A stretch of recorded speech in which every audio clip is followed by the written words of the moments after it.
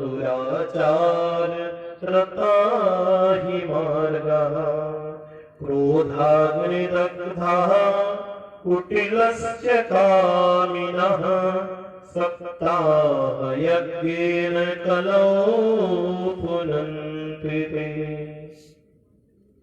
एक लाइन ही बना दिया कि इन लोगों को ये कथा तारती है। सबसे पहले ये मानवः पाप कृतस्तु सर्वदा, ऐसा मानव जो जीवन पर्यंत पाप किया हो।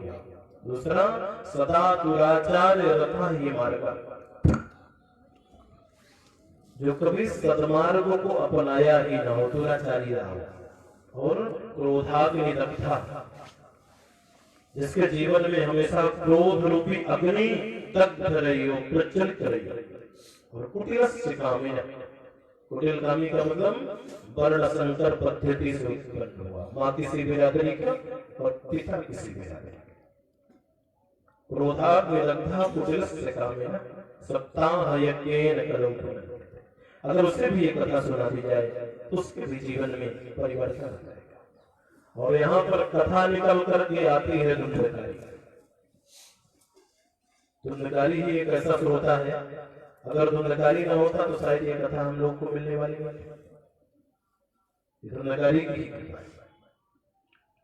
तो निकल कर कथा आई धुंधकारी की। तुंगभद्रा तटे पूर्वम अभूत पत्तनमुत्तमम् यत्र वर्णा स्वधर्मेण सत्य सत्कर्म तत्परः। तुंगभद्रा तटे पूर्वम, तुंगभद्रा क्या है? ये हमारा मानव शरीर ही तुंगभद्रा है। इसमें कौन वास करता है? आत्मदेव वास करता है। यत्र वर्णा स्वधर्मेण सत्य सत्कर्म तत्परः। इस उत्तमपुर में ना वर्णाश्रम धर्म का पालन करने वाले सब लोग रहते हैं। देखिए, आत्मदेव जी का शाब्दिक अर्थ यही है, आत्मा में देवत्व का दर्शन करना।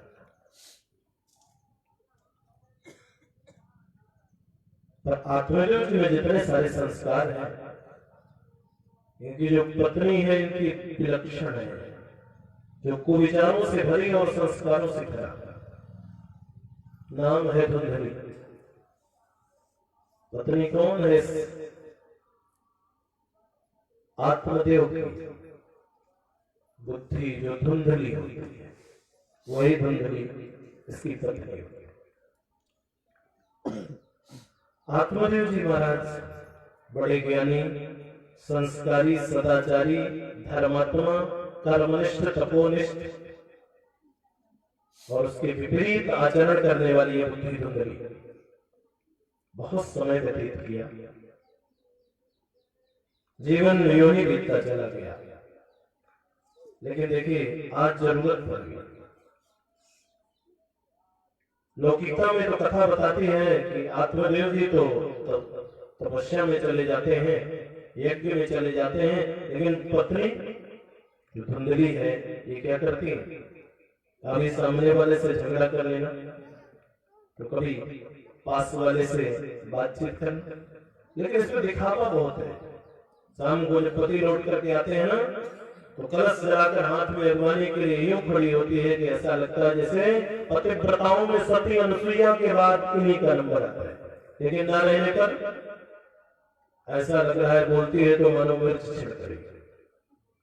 बहुत समय व्यतीत हुआ, कोई संतान नहीं हुई। और देखिए, इस घर में कभी तुलसी का पौधा हरा भरा नहीं, पाप का संकेत है।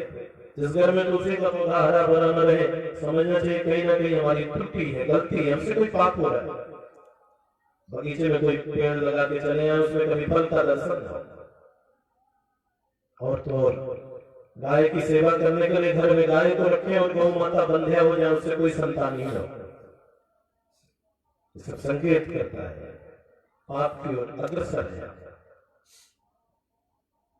बहुत समय व्यतीत हो गया पर कोई संतान नहीं, न पुत्रो न पुत्री, पुत्र पुत्री कुछ भी नहीं। बगीचा तो बहुत बड़े बड़े आत्मदेव जी ने लगाए, लेकिन बड़े बगीचों में कभी एक फल का दर्शन नहीं हुआ। गौ माता ले आते हैं, गौ माता की सेवा भी करते हैं, लेकिन कोई संतान नहीं। ठीक है, जैसा तैसा चल रहा था। पुत्र प्राप्ति के लिए ना बहुत दान भी किया, सुवर्ण का दान, अन्न का दान, गायों का दान, यज्ञ भी कराए, पर उससे भी कोई लाभ नहीं। आज आत्मदेव जी ने बात अपने कान में क्या सुन ली, उन्होंने सोचा कि मर जाना ही अच्छा है। घर पर जब पहुंचे तो उनकी पत्नी और पड़ोस वाले घर की पत्नी दोनों आपस में लड़ते। तो पड़ोस में रहने वाली जो पड़ोसन थी वो धुंधली से क्या कहा, अरे हम तो गरीब है, ठीक है, लेकिन तुम्हारा तो मुख देखने का धर्म ही नहीं होता, क्यों? तुम्हारे तो कोई वंश नहीं है। धुंधली के लिए तो रोज की बात है ये, लेकिन आत्मदेव जी ने पहली बार सुना गुलामी होगी, मर जाना ही अच्छा है। रात भर तड़पते रहे, रात्रि भविष्यति गमिष्यति सुप्रभात। रात चली जाए, रात्रि गमिष्यति जाए, भविष्यति सुप्रभातम, मैं निकल जाऊंगा जंगल में जाके रह जाऊंगा। इस जीवन जीने से कोई फायदा नहीं। और ये ब्राह्मण देवता रात ही में घर को छोड़ भटकते भटकते रास्ते में चला जा रहा। थोड़ा थोड़ा उजेला हो रहा था और मार्ग बहुत तय कर लिया था ना, तो प्यास भी पीड़ा पहुंचा रही थी, सता रही थी, आंखें चंचल हो रही थी, कहीं सरोवर दिखे तो चल के पानी पी। और जब थोड़ा आगे बढ़े ना तो सूर्य की किरणें आई, तो उधर ना एक सरोवर दिखाई दिया, चलो वहीं जल ग्रहण करो। पर ये पंडित जी जब सरोवर के पास पहुंचे ना तो वहां एक महात्मा जी बैठे स्नान करके ना संध्या वंदन कर रहे थे। जब ये सामने पहुंचे उसी समय उनकी संध्योपासन की विधि पूर्ण हुई और जब आंख खोलकर देखा तो सामने पंडित जी। तो महात्मा जी की दृष्टि जब ब्राह्मण के ऊपर पड़ी ना तो समझ गए है तो ये ज्ञानी, पढ़ा लिखा भी लग रहा है, लेकिन फिर उसको चिंता कौन सी सता रही, तो चिंता में डूबा हुआ है, खाते चिंता बड़ी सी। पंडित जी कहाँ खोए हैं, क्या चिंता है आपको? एक बड़ी सहज सी बात है, हम किसी से उसके विषय में पूछते हैं, भैया और तो सब ठीक है ना, अच्छे मजे में हो? जब वो कष्ट में होता है उसकी वाणी अवरुद्ध हो जाती है और नेत्र में आंसू बहने हुए संकेत करते हैं कि व्यक्ति बहुत दुखी है। महात्मा जी ने जैसे पूछा, पंडित जी सब ठीक तो है ना, इस चिंता में डूबे हुए हैं? पंडित जी की आवाज तो नहीं निकली, लेकिन आंखों से आंसू की धारा निकलने लगी और अपने आप को संभाल नहीं पाया, गिर पड़ा। और जब गिरा तो उसका जो सिर था वो महात्मा के पैर में। महात्मा जी ने उठाया, उठो, क्या हो गया? बाबा मैं बहुत पापी हूं, उस पाप के कारण कोई संतान, अगर मैं तुलसी का पौधा भी लगाऊं तो सूख जाता है। सब कहते हैं गाय की सेवा करने से पाप नष्ट हो जाता है, गाय की सेवा तो बहुत करता हूं पर कोई उससे भी संतान, और ना तो हमसे देवता संतुष्ट है ना तो हमारे पिता ही संतुष्ट, क्योंकि ये पुत्र है ही नहीं तो हम क्या सेवा करें? महात्मा जी मस्तिष्क रेखा को देखे और मुस्कुराए और क्या कहा, बोले पंडित जी आपके संतान होती तो ये केवल भगवान की कृपा थी, लेकिन संतान नहीं है तो बोले ये मानो कि भगवान की विशेष कृपा। बाबा ऐसा क्यों कह रहे हैं हम? बोले ये तुम्हारी जो मस्तिष्क रेखा है ना, ये संकेत करती है तुझे 7 जन्म तक पुत्र का सुख नहीं है, एक जन्म की बात जाने।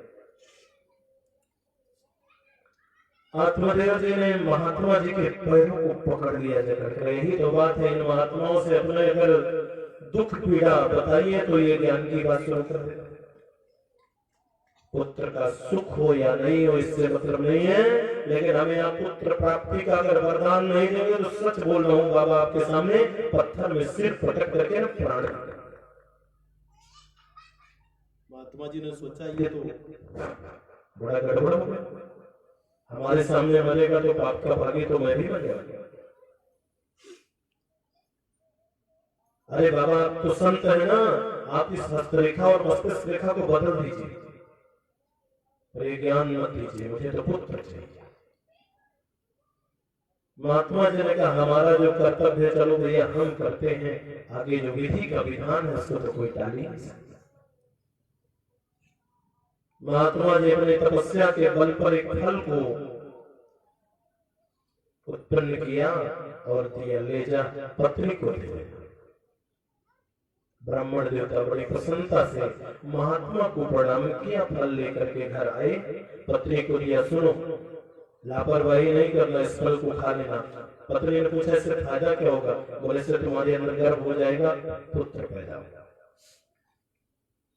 फल को लिया, रख दिया, अनसुनी कर दिया। पंडित जी तो चले गए काम में। शाम को पंडित जी लौट करके आए तो पूछा क्यों फल खा लिया? बोले हाँ वो तो हमने खा लिया, लेकिन फल को खाया नहीं। जिस दिन से फल आया एक ही चीज मन में चल गई, फल खा लूंगी तो गर्भ धारण हो जाएगा, और जब गर्भ धारण हो जाएगा तो कुछ समय के बाद चलने फिरने में तकलीफ होगी, तो काम कौन करे?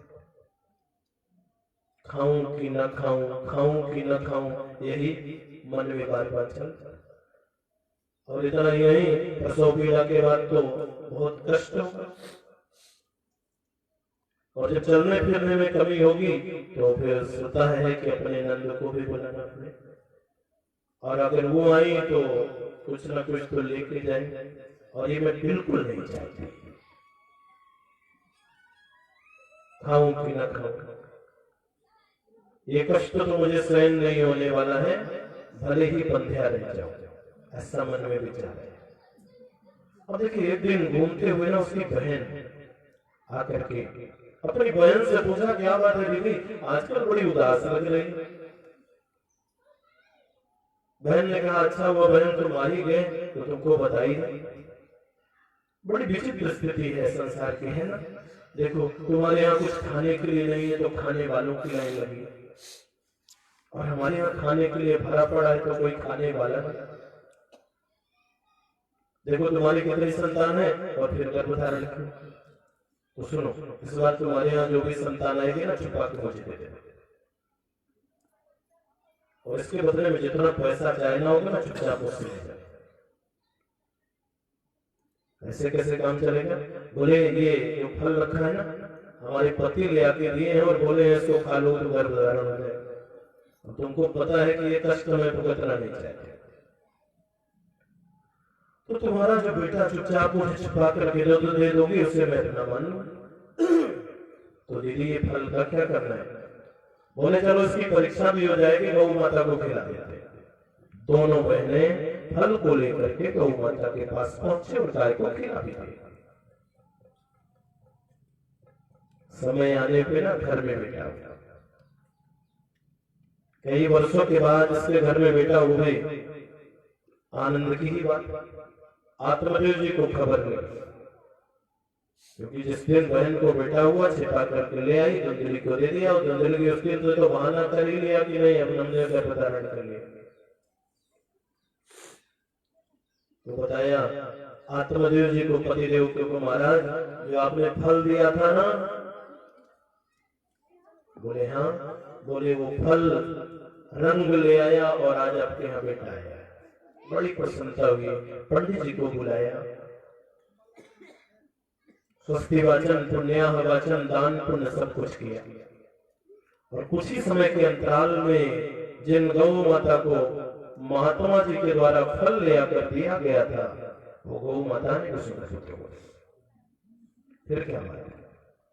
सब लोग कहने लगे देखिए आत्मदेव जी की तो किस्मत बदल गई, घर में बेटा हुआ तो गौ माता ने भी उस बेटे का जो कान थे वो गाय के जैसे, पूरा शरीर मानव के जैसे।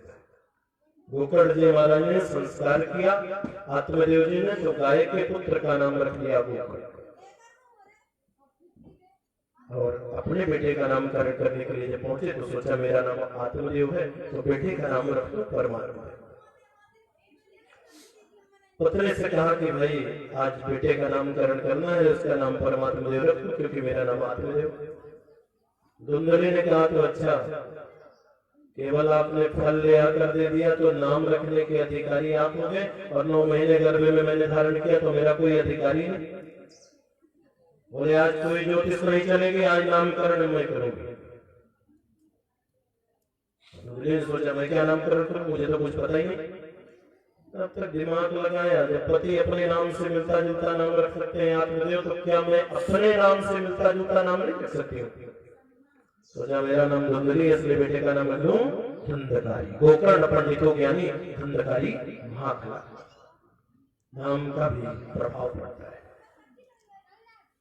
तो धुंधकारी नाम रखे। देखिए हमारा शास्त्र संकेत करता है, क्या संकेत करता है? बेटा अगर एक हो तो माँ बाप का दायित्व तो और अधिक बढ़ जाता है। किस लिए? अनुशासन के लिए, मारने के लिए नहीं। भाई अगर दो आंख है, एक आंख से कम भी दिखाई दे तो काम चल जाएगा, पर अगर आंख एक हो और उससे भी दिखाई देना बंद हो जाए तब क्या करें? दो बेटे हो तो थोड़ा शक्ति कम करे चलेगा, लेकिन बेटा एक है, अनुशासन तगड़ा होना चाहिए, क्योंकि लालयत पंचवर्षाणी 10 वर्षाणी ताड़े। बालक का लालन 5 वर्ष तक करिए, फिर 10 वर्षाणी ताड़े। ताड़ने का मतलब उसकी गतिविधि को हम देखें समझें। 100 रुपया जो किताब खरीदने के लिए गई है, वो किताब ही आई है उसकी या फिर और कुछ हो, तो ये हमारा दायित्व है। फिर किसी भी बालक को बनने और बिगड़ने का समय कितने दिन का होता है? 13 साल से 19 साल, 13 × 19। इस बीच में जो बन गया है वो बिगड़ नहीं सकता, और जो बिगड़ गया है वो बन नहीं सकता, दोनों चीजें। ये बनने और बिगड़ने का समय 13 साल से 19 साल। और यहाँ आत्मदेव जिससे चूक हो गई, एक ही बेटा तो है, क्या ध्यान देना, और ये गलती क्या कर बैठे? बालक अनुशासनहीन हो गया और गलत रास्तों को अपनाना शुरू कर दिया, ताश का पत्ता खेलने लगा। उसके बाद उसमें पैसा लगाना शुरू किया, और जब घर से पैसा मिलना बंद हो गया ना, तो चोरी करना भी शुरू कर दिया।